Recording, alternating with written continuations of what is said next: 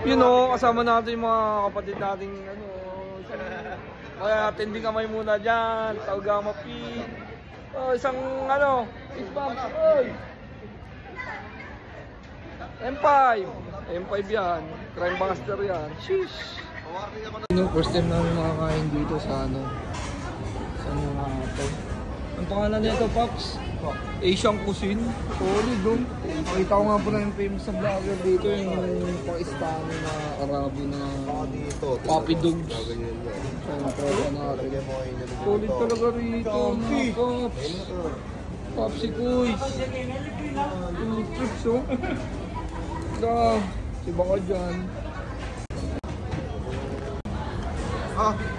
Starter pa lang yan. Hey, thank you po sa biyaya ate. Welcome. Sheesh.